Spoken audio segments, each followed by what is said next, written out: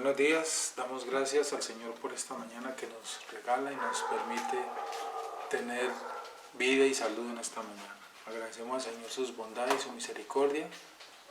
Saludo a los hermanos de la iglesia en Palmira y amigos e invitados que siguen este devocional en los distintos lugares donde se conectan para ver y estudiar la palabra junto con nosotros. Vamos a continuar con este estudio de este tema, qué significa nacer de nuevo, pero en su orden como lo venimos haciendo siempre. Vamos a leer una porción de la escritura y vamos a orar. Van a encomendar en las manos de Dios este primer momento. Les invito entonces para que abran su Biblia en el Salmo número 27, Salmo 27, y vamos a leer de los versículos 10 al 14. De los versículos 10 al 14, tú ahora al terminar, siempre te invito para que termines de leer todo el Salmo y termines tu buen desayuno. Vamos entonces a leer del versículo 10 al 14 del Salmo 27, acompáñame en la lectura. Aunque mi padre y mi madre me dejaran, con todo Jehová me recogerá. Enséñame, oh Jehová, tu camino, y guíame por senda de rectitud a causa de mis enemigos. No me entregues a la voluntad de mis enemigos, porque se han levantado contra mí testigos falsos y los que respiran crueldad. Hubiere yo desmayado si no creyese que veré la bondad de Jehová en la tierra de los vivientes. Y dice el versículo 14, aguarda a Jehová, esfuérzate y aliéntese tu corazón si espera a Jehová. Inclina tu rostro y oremos al Señor y demos gracias. Señor, te damos gracias a esta hora de la mañana por este regalo que nos da de tener vida y salud. Queremos iniciar esta semana y este día confesando con nuestra boca quién eres tú, para someternos y rendir nuestra vida y todo este tiempo a ti. Tu señorío, tu grandeza, tu soberanía y todos esos atributos, Señor, que hemos conocido de ti a través de la palabra, los confesamos en esta mañana. Por eso creemos y confesamos que tú eres el Señor de señores, el Rey de reyes, el Creador de todo el universo, de este vasto universo. A ti nos sometemos, Señor, y confesamos que tú eres quien tiene la autoridad sobre todo cuanto existe y todo está sometido bajo tu autoridad y señoría. Agradecemos tus bondades, Señor, agradecemos tu misericordia que es nueva cada mañana para con nosotros. Agradecemos la vida y la salud que nos das cada día, Señor, que te place dejarnos respirar y abrir los ojos y movernos. Gracias, Señor, por tus bondades. Gracias, Señor, por tu misericordia. Señor, encomiendo en tus manos este tiempo, encomiendo en tus manos, Señor, la vida y la salud en este día de cada uno de mis hermanos, de cada uno de nosotros, los planes y los proyectos para hoy. Te pedimos permiso para hacerlo, Señor. Oramos por las personas que recientemente se han conectado a nuestro canal y han escuchado el mensaje de la palabra por primera vez, segunda vez, siempre, Señor, oramos por ellos, para que con tu misericordia los alcances, con tu gracia los llenes, Señor, y abras los ojos, los oídos para que se escuche tu palabra, Señor, y sean transformados los corazones y sean cambiada la vida con el poder de tu palabra y de tu Espíritu, Señor. Oramos por cada una de esas personas, pero que tú, Señor, sabemos que por tu voluntad y soberanía harás esa obra, Señor. Por nuestros familiares y seres queridos y amigos que aún siguen, Señor, sin oír tu palabra. Oramos y clamamos por ellos y los seguimos presentando cada día delante de ti, para que, Señor, quiera usted tener misericordia y gracia con ellos. Señor, queremos comenzar este tiempo de estudio de tu palabra y este día encomendándonos en tus manos, pidiéndote perdón por nuestros errores y por nuestros pecados. Tú los conoces en cada una de nuestras áreas. Es necesario que lavemos a diario nuestros vestidos, pues recogemos polvo del mundo, Señor. Y te pedimos a ti que nos limpies, que nos purifiques y que esa gracia tuya, Señor, no la quites de nosotros porque nos perdemos, Señor. Lávanos con la sangre del Cordero, porque nuestros pecados, aunque sean rojos como el carmesí, como blanca lana los deja, Señor. Tú conoces nuestras debilidades y nuestras luchas. Nos colocamos entonces delante de ti y pedimos, Señor, que nos guíes en este estudio que estamos haciendo para comprender tu verdad, para comprender tu palabra, Señor. Y para guardar tu palabra, para procurar obedecer tu palabra, para agradarte a ti, Señor. Te lo pedimos humildemente en el nombre de Cristo Jesús. Amén y amén.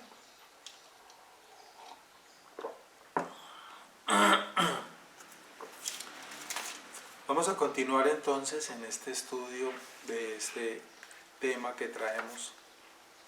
De nuevo nacimiento, ¿qué significa nacer de nuevo? Es un material del Dr. R.C. Sproul que está basado primeramente en la Escritura. Y nuestro texto guía es el Evangelio de Juan, capítulo 3, y otros versículos más que estudiamos y visitamos a lo largo del desarrollo de la explicación de este tema. Estamos analizando despacio, versículo por versículo, en esta porción de este Evangelio. Ubiquémonos allí, Evangelio de Juan, capítulo 3. Muy bien. Estábamos analizando, repito, desde el comienzo, y en promedio vamos por el versículo 3. El versículo 3, leámoslo de nuevo, dice la Escritura: respondió Jesús y le dijo, de cierto te digo, que el que no nace de nuevo no puede ver el reino de Dios. Estábamos explicando qué significa estas palabras de Jesús y lo que dijimos en conclusión la última vez, vamos a repasarlo rápidamente. Jesús está hablando aquí de una condición necesaria para un resultado, y la condición necesaria es un nuevo nacimiento, y el resultado es ver el reino de Dios. En esta conversación con Nicodemo, Jesús dio una condición necesaria, como lo habíamos explicado. Es necesario, por lo tanto, aguzar el oído cada vez que Jesús enseña condiciones necesarias. Lo dijimos, y en muchas partes de los evangelios encontramos promesas del Señor, pero esas promesas no son gratuitas. Todo tiene un costo, un dicho nuestro, ¿verdad? Y ese costo en este caso tiene un requisito ahí, que es nacer de nuevo. Ese es el costo, un nuevo nacimiento. Habíamos dicho entonces en conclusión, entre otras cosas, tú necesitas nacer de nuevo, ¿cierto? Tú necesitas nacer de nuevo. Entonces estábamos empezando a analizar lo que Nicodemo había entendido al escuchar las palabras de Jesús. ¿Qué fue lo que entendió Nicodemo? Nicodemo dijo que si era entonces obligación o que a un hombre le correspondía entrar de nuevo al vientre de su madre y volver a nacer. Eso fue lo que entendió Nicodemo. Entonces en esa conversación Jesús no estaba hablando de un nuevo nacimiento biológico, porque ese es un nacimiento biológico. La formación de un ser humano o de cualquier otra forma de vida, de toda especie, se produce, como sabemos, por el aporte que hace tanto el macho como la hembra, en este caso el hombre y la mujer.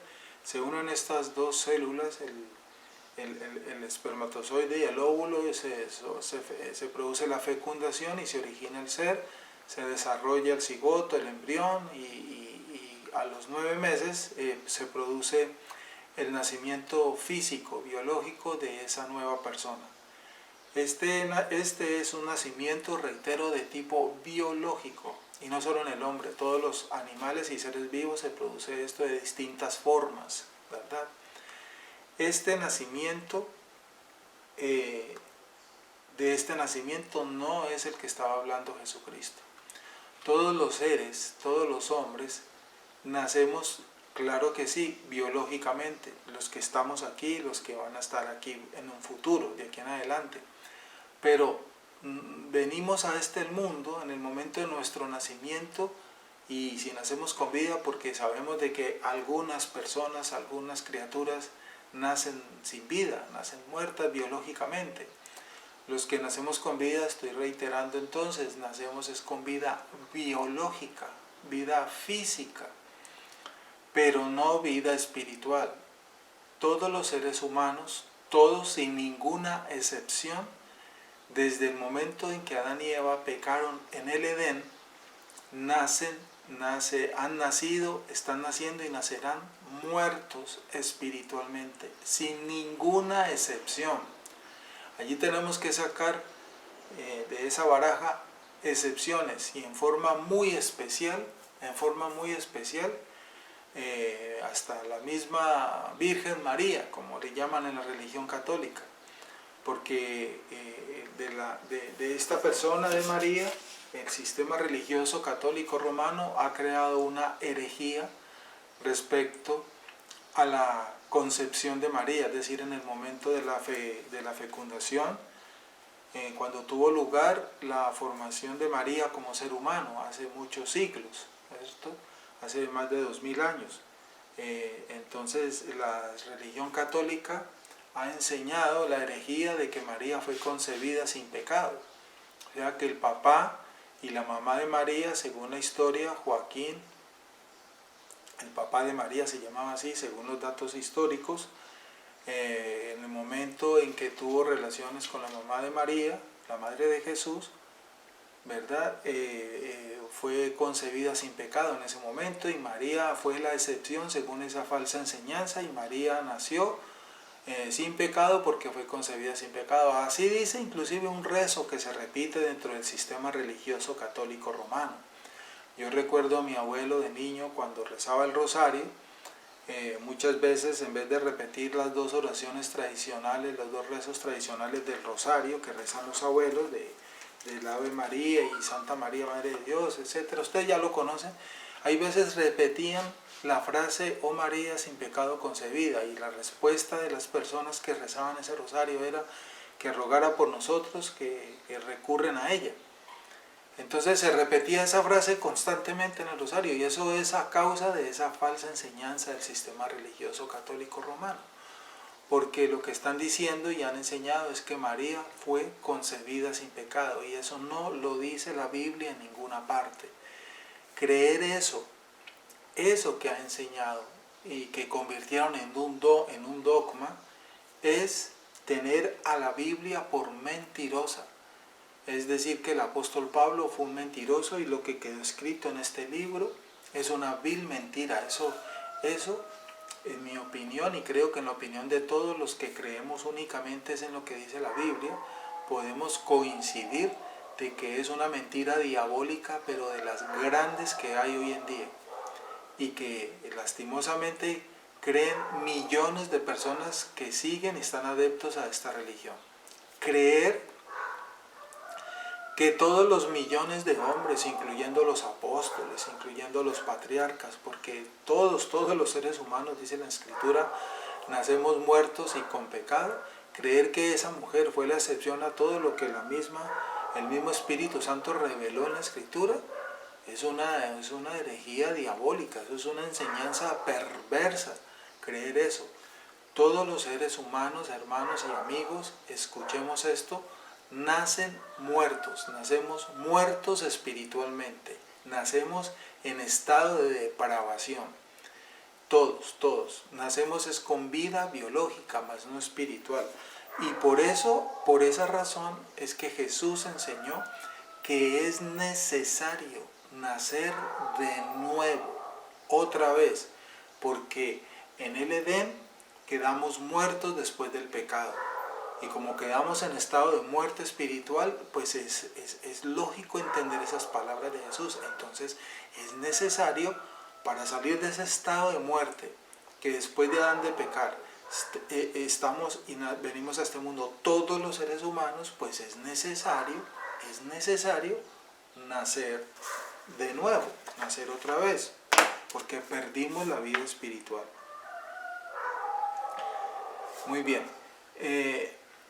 Vamos a continuar aquí estudiando nuestro texto guía al respecto que dice el doctor Sproul.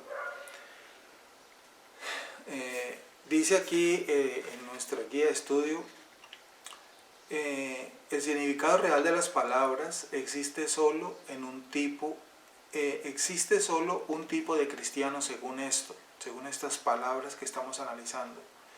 Hay diferentes estilos de ese único tipo de cristianos. Algunos son corteses y otros son ásperos, algunos son callados y otros locuaces, algunos son conservadores, otros no lo son tanto, pero el único tipo de cristiano que entra en el reino de Dios es el cristiano regenerado, según las palabras de Jesús. El único tipo de cristiano que entra en el reino de Dios es el cristiano regenerado, porque Jesús hizo del nuevo nacimiento una condición necesaria. Entonces, lo primero que quiero comunicarles acerca del nuevo nacimiento es que es necesario. Ese nuevo nacimiento del que habla Jesús, perdón, un tinto cae bien, aquí en esta porción del Evangelio, produce lo que conocemos también conforme a la Escritura, algo que se llama la regeneración. Claro, ¿qué es la regeneración? Empezamos entonces a entender ese término. Regeneración, la misma palabra lo dice, es volverse a generar, volver a generar, se genera de nuevo. Nace el ser humano, nace en un estado inicial. ¿Cómo nace? Con vida biológica, nace su cuerpo físico, con materia, y todas sus células están vivas, incluyendo su corazón latiendo, su mente y su cerebro funcionando, ambos órganos fundamentales para ese proceso de vida biológica. Esos dos órganos son importantísimos. Si el corazón no funciona, no se tiene vida biológica. E igual si el cerebro no funciona, no se tiene vida biológica. Por eso usted escucha el término de está muerto en estado vegetal, muerte cerebral. Cuando el cerebro muere, el corazón puede seguir latiendo y se sigue con vida biológica, pero toda la parte del raciocinio, del movimiento, de las funciones biológicas del resto del cuerpo humano quedan muertas, quedan cesantes, porque todo se controla desde el cerebro. Si este no funciona, la persona queda precisamente como un vegetal. Sabemos en qué estado se mantiene un vegetal. Si no lo mueven, si no le echan agua, etcétera, ahí queda para siempre. Así queda el ser humano cuando este órgano, el cerebro, muere. Cuando uno de estos dos muere, el estado de la persona es otro. Por eso son fundamentales estos dos órganos. Cuando estos dos órganos están en estado apropiado, entonces la persona que ha nacido está en una vida biológica sana y completa. Pero ese estado generativo en que viene necesita ser transformado para entrar en una correcta relación con Dios. Escúchenme la palabra que acabo de decir.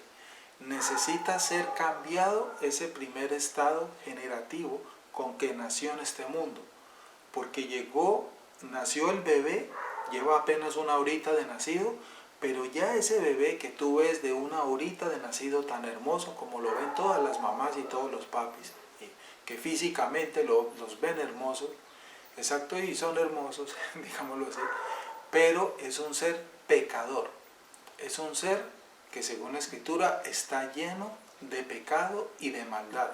Así te cueste trabajo entenderlo, y con nuestros ojos humanos eso no lo podemos entender. Esto que acabo de decir solamente lo entendemos es con la llenura del Espíritu Santo, porque nos es difícil percibir, captar cómo esa criatura que es indefensa humanamente, porque ese bebé de una hora de nacido, estoy dando un ejemplo, el ejemplo típico, es indefenso, depende totalmente de sus progenitores y el resto familiares, ¿cierto? Es difícil verlo, captarlo, asimilarlo, de que sea ya una criatura, un ser lleno de maldad en su corazón. Difícil, porque sus padres, por ejemplo, no hacen sino ver a ese bebé con ojos, como decimos nosotros poéticamente, con ojos de amor, y todo lo que le ven a ese ser a ese bebé que acaban de recibir, es hermoso por donde lo vean. Y no hacen sino llenarlo de amor, y qué bonito, hay que amarlo. Yo no estoy diciendo que no hay que amarlo, yo no estoy hablando de eso. Estoy hablando de lo interno, de lo que hay en el corazón del ser humano. Esa criaturita nació, llegó a este mundo con maldad en sus sentimientos, en su corazón, la voluntad de ese bebé recién nacido está llena de pecado y de maldad. Una prueba de lo que estoy diciendo, por si ya tienes abiertos así los ojos, es que deja que ese bebé crezca y pues seguirá su crecimiento. Cuando ya empiece a caminar, cuando empiece a gatear, cuando empiece a tener ya, a desarrollar esa voluntad, a medida que todas esas condiciones empiezan a desarrollar, a ver si tú como papá y mamá no empiezas tu lucha de corrección con toda la maldad que empiezas a ver en tu hijo cómo se desarrolla. Y yo estoy seguro y aseguro, y creo que todos estamos de acuerdo, que ningún papá ni ninguna mamá le enseña a su hijo maldades. Yo no creo que ningún papá ni ninguna mamá le diga, por ejemplo, a su hijo, a ver hijo, recuerda que hoy te toca la clase de cómo mentir. No, eso no le enseña a nadie al ser humano. Se nace con esa capacidad de mentir y cuando menos piense el papá y la mamá descubren que el hijo le está mintiendo. Nadie le enseña al hijo, a un ser humano, cómo ser egoísta. Eso se desarrolla solito porque lo traemos dentro. Y así sucesivamente. Vemos a medida que crecemos cómo toda esa maldad con que venimos a este mundo empieza a aflorar, empieza a desarrollarse. Eso demuestra lo que estamos diciendo. Esas cosas no son necesarias enseñarlas. La maldad no es necesaria enseñársela al hombre porque el hombre nace con ella. Todos los hombres, los seres humanos, nacemos con la maldad dentro de nosotros. Todos, sin ninguna excepción, incluyendo a María, la mamá de Jesucristo, hace más de 2000 años. Por ese motivo, ese estado, cierto, con que venimos al mundo, necesita ser regenerado, cambiado, transformado. De ahí es donde viene entonces la doctrina de la regeneración que le encontramos en la Escritura. Y ser regenerados es un cambio de esa generación completa con que venimos. Por eso es que, y eso es lo que llamamos, y Jesús le llamó también el nuevo nacimiento. Ese primer nacimiento, ese parto inicial con que venimos a este mundo, es necesario para aparecer aquí, para llegar aquí, pero para entrar en esa comunión con Dios, en esa vida que le agrade a Dios, en esa vida que es la vida que Dios desea que tengamos los seres humanos, esa condición para vivir de esa manera necesita ser transformada para tener un estado diferente, para tener una convicción distinta. Y eso lo produce solamente el Señor. Ese nuevo nacimiento, como lo vamos a empezar a explicar ahí a medida que continuamos, no lo produce el papá y la mamá en el hijo, ni tampoco los médicos, ni tampoco lo produce el psicólogo, ni tampoco lo produce ninguna religión, mucho menos un ministro, un líder religioso, ni ningún pastor. Yo no estoy diciendo que entonces hay que llevar al hijo a la iglesia para que el pastor lo cambie, la iglesia lo cambie. No, nadie cambia al ser humano. Nadie produce ese nuevo nacimiento del que habló Jesucristo. Nadie, hablándolo humanamente. Ningún psicólogo, ningún psiquiatra, ninguna iglesia, ninguna religión, ningún mito religioso, nada de eso. Ese nuevo nacimiento, esa regeneración de ese ser humano que necesita ser regenerado, lo produce solamente, únicamente el Espíritu Santo de Dios. Nadie más puede producir eso.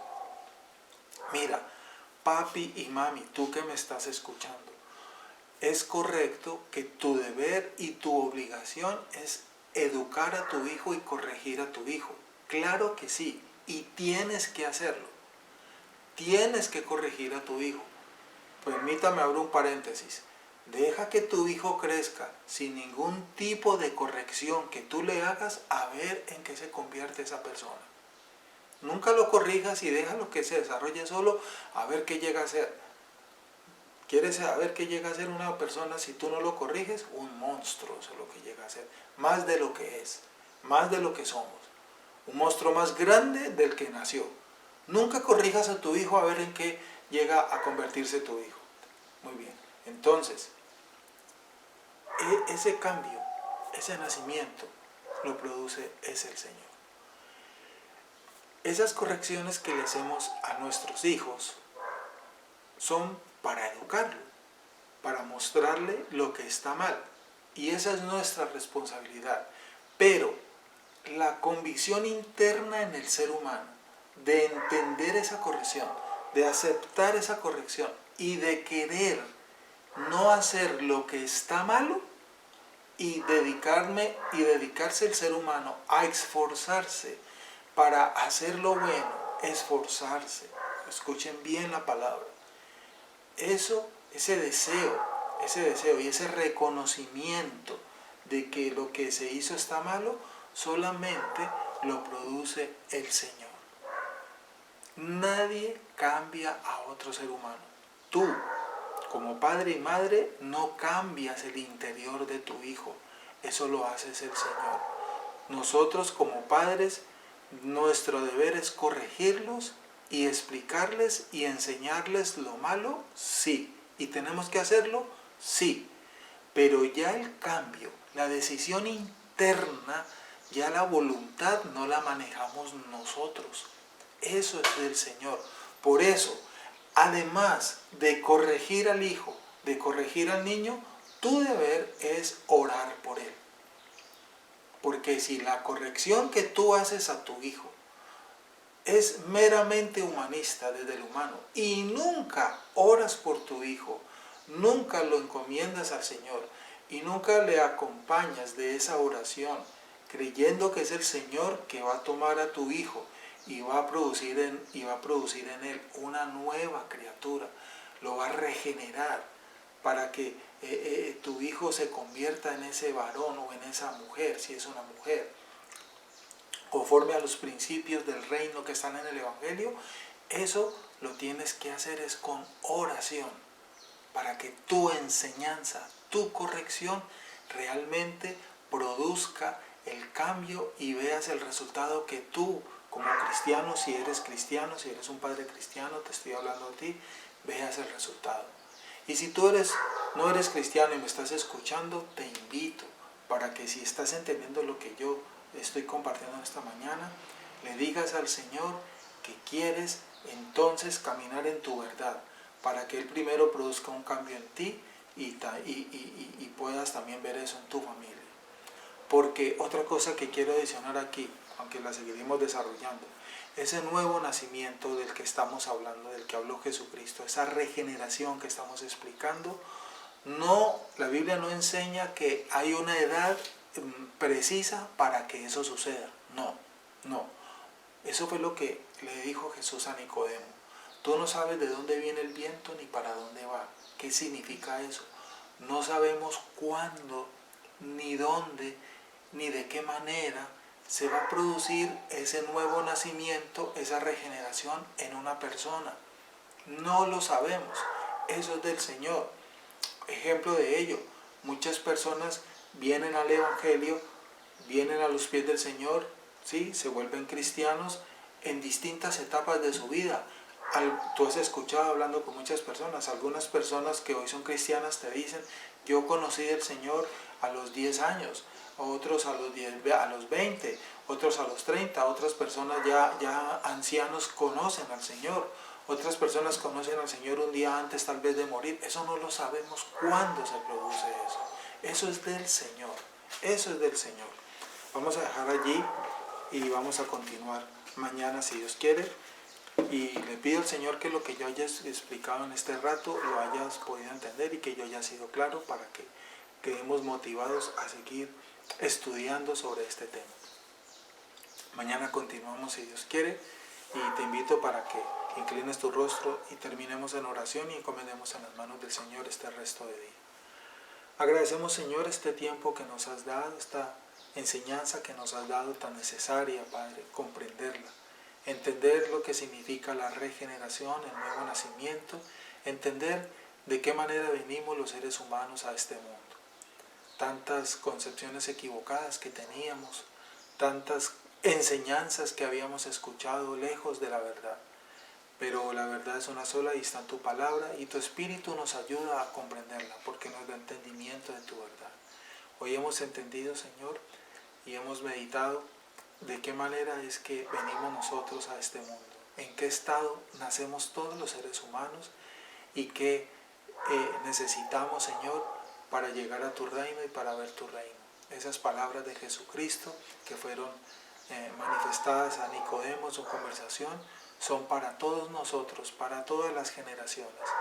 Y te damos gracias, Señor, por ayudarnos a entenderlas, porque solo las entendemos es con tu Espíritu. Sin el Espíritu, estas verdades nunca serán entendidas ni aceptadas.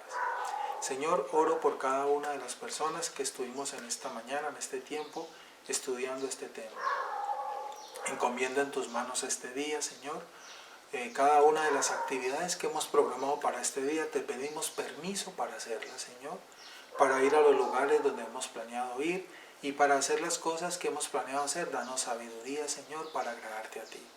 Encomendamos en tus manos la provisión económica y espiritual para este día y para esta semana que estamos comenzando.